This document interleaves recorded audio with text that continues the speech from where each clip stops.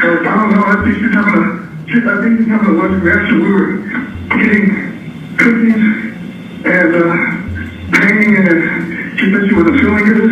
And I'm running back to the room. An allergic reaction. That's what he told the dispatcher at 9:38 on a Saturday night in Nashville. On the counter behind him was a glass of pink lemonade. On the table beside it was a canvas she'd spent the evening painting for a nursery, green and yellow and pink. 3 words: love, hope, peace. The paramedics who came up those stairs were expecting hives, swelling, somebody struggling to breathe. They found her face down on the floor, unconscious, nearly 24 weeks pregnant. It took 13 months for anybody to arrest the man who made that call. In that time, he got hired twice. February 25th, 2023, an apartment on Lebanon Pike, Jade Benning, 24 years old, a pastry chef from Little Rock who ran her own catering company and was 5 months pregnant with a daughter she'd already named Ivy. The man who called 911 was Blaise Taylor, 27 at the time, a former Arkansas State cornerback and a scout for the Tennessee Titans. Ivy died 2 days later. Jade died 9 days after that on March 6th, 2023, her 25th birthday. Exactly 1 year after that to the day, Blaise Taylor was hired onto the football staff at Texas A&M. 8 days after that, United States Marshals arrested him in Utah. This is the story of the 13 months in between, and of the 3 years it took after that. Hey everyone, please like and subscribe before we continue. Now let's get back to it. Jade Benning was born in Little Rock on March 6, 1998. She went to Little Rock Central High, graduated in 2016, and spent years as a cheerleader. Her family described a childhood built on structure and discipline. Then she found food. She graduated from Brightwater Culinary Arts in 2020 and moved to Nashville to cook. Head pastry chef at a restaurant called Mirabella's Table, line work at Ernest Bar and Hideaway, and her own catering business, JTB Eatery, named with her own initials. Her obituary said she had a laugh that was contagious, that she loved her tattoos, her music, and a good Netflix series. 24 years old and building something. Blaise Taylor came out of the same state and a different world. Defensive back at Arkansas State from 2014 to 2017. He made his name on special teams, all conference in 2014, all conference again in 2016. In 2019, the Tennessee Titans hired him as a scout. He was in the NFL at 26. He and Jade were connected through Arkansas. They dated, it went on and off, and in the fall of 2022, Jade found out she was pregnant. One of them, to a close friend, was about a conversation she was stealing herself to have. Get it out of his head. That's a woman describing a position somebody else was holding. The state's case was that Blaise Taylor did not want that baby born. Jurors also heard messages where Jade told him she wanted a break from the relationship. Photos of mocktails, also showing her just preparing for motherhood. Now, one of the text messages pulled from Jade's phone includes a conversation with Blaise 3 months before her death, stating that she was pregnant and decided she wanted to keep her baby. And here's part of that testimony as a Nashville detective read a text message from Jade. You said how you felt and stated that moving forward, you want no parts, so I will let it be just that. I will not involve you at any point. I will love this child unconditionally with or without you.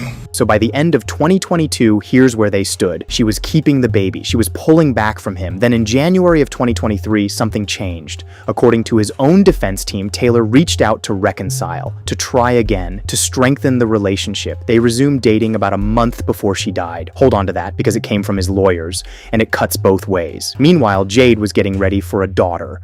Saturday, February 25th, 2023. The plan was to cook and to paint. Jade made chicken Alfredo. 2 blank canvases were set out to hang above a crib. Her best friend came over. Nijaiha Jackson had known Jade since they were both 6 years old in Little Rock. She brought another friend with her, and that night, Jackson met Blaise Taylor for the first time. Sit with that. 18 years of friendship. Jade nearly 24 weeks pregnant with this man's child, and the best friend was only now meeting the father. Jade's canvas filled up with color, wavy lines of green and yellow and pink. She painted 3 words across it: love, hope, peace. That's what was on the table that night, a nursery painting made by a woman who was going to be somebody's mother in about 4 months. And as the 4 of them sat there talking about the baby's room, Jackson would later testify Taylor's mood changed. At some point that evening, prosecutors say he handed her a pink lemonade. The state's case was that the drink had cocaine in it, dissolved in alcohol and mixed in, not snorted, not smoked, poured into something sweet enough to cover it. She drank it in her own apartment next to a canvas that said, love, hope,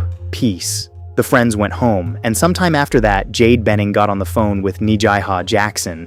Jackson testified about that call, not about what Jade said to her calmly, about what Jade was shouting in the room at Taylor with the line still open. She couldn't feel her legs. She said so out loud. A 24-year-old woman, 5 months pregnant, standing in her own apartment, telling the man in front of her exactly what she believed he'd done and telling him why. She immediately starts saying, "What did you do? What did you put in my drink?"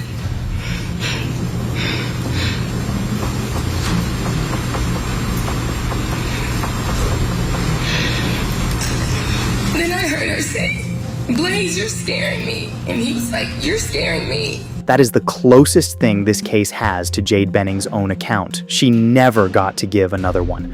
At 9:38, Blaise Taylor called 911. He told the dispatcher she appeared to be having an allergic reaction and asked for paramedics. An EMT who responded testified about what that was like from their side. The call had come in as an allergic reaction. They arrived and found her face down and unconscious. The EMT used the word surprised. She was clinically dead before the ambulance reached the hospital. At Vanderbilt, her condition was critical immediately. She never spoke to police. She never gave a statement. She was never able to. On February 27th, 2 days after the drink, Ivy died. Jade was kept on life support for another week and taken off it on March 6th. She died on her 25th birthday. Now, here's where this stops behaving like the cases you're used to. The medical examiner determined Jade Benning died of cocaine poisoning. Investigators concluded she'd been poisoned without her knowledge. Her best friend could testify she'd accused him while it was happening. There was a 911 call describing an emergency that didn't match what paramedics walked into, and nobody arrested Blaise Taylor. Not that week, not that month, not that year. He moved to Utah and took a job as a senior defensive analyst at Utah State. A woman and a baby were dead in Nashville. He was coaching college football in another state, 1 year to the day since Jade died on her birthday. On that date, Blaise Taylor was hired onto the defensive staff at Texas A&M, one of the biggest athletic departments in American college sports. He got a job at Texas A&M on the anniversary of her death. 2 counts of first-degree murder, one for Jade, one for Ivy, because Tennessee law counts a viable unborn child as a victim. The district attorney's office said it would seek life without parole. He posted it. He walked out of the Davidson County Jail on a Friday morning, and he stayed out for more than 2 years. The state built by accumulation, motive from her own texts, the friend's testimony, the 911 call, the medical examiner, the toxicology.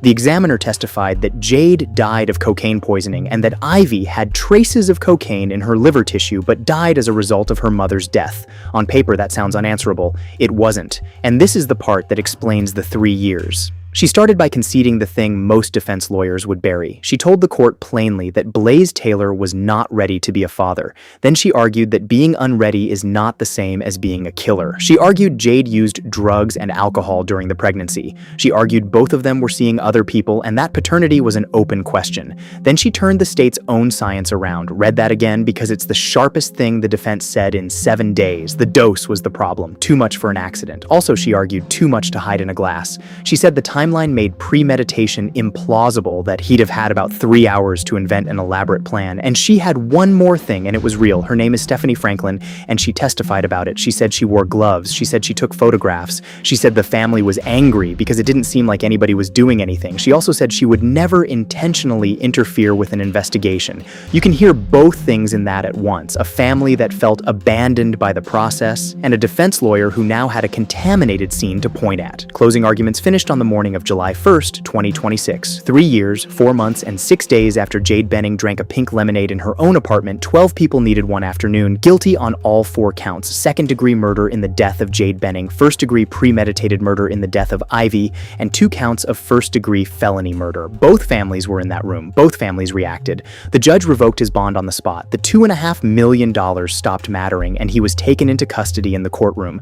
Then the jury went back out to answer one more question: life with the possibility of parole or without it. They spent over an hour on that one. They recommended life with the possibility of parole.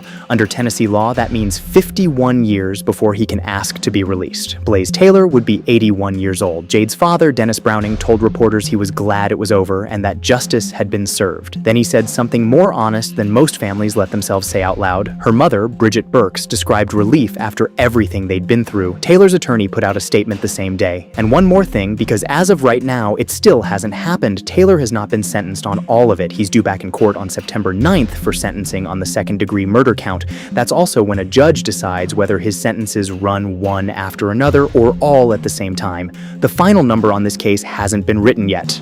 Let me just tell you what I think. The part I can't get past isn't the poisoning, it's the calendar. A medical examiner found cocaine poisoning. A best friend could testify Jade accused him while it was happening. A 911 call described the wrong emergency. And for 13 months, nothing moved. He changed states. He got hired, then he got hired again by a bigger program on the exact date she died. Then he made bond and stayed free for 2 more years. Now, I'll be fair about this because the trial taught me something. This case was harder than it looks. His lawyer had a contaminated scene, a dose that cut both ways, and a real argument about proof. That's why it took 3 years, and that's how the system is supposed to work. But none of that explains 13 months of nobody being charged at all. Jade Benning's family spent that year watching a man go to work. And here's the other thing. Everything Jade did in the last months of her life was preparation. Culinary school, then a career, then her own business, then a name picked out, then an apartment getting set up, then a canvas for the wall above a crib. She wrote 3 words on it. She was building a life for somebody who hadn't arrived yet, and the person who ended it was the only other person that child belonged to. Blaise Taylor has never admitted any of it. He pleaded not guilty, he maintains his innocence, and his lawyers are appealing. I'm telling you that plainly because it's true. 12 people heard 7 days of it and needed about 2.5 hours. This is what consequences look like. This is the reality of deciding somebody is standing between you and the life you wanted. That's it on tonight's episode of Consequences. Remember, these are real stories and real outcomes. Drop your thoughts in the comments, subscribe if you haven't already, and I'll see you in the next one.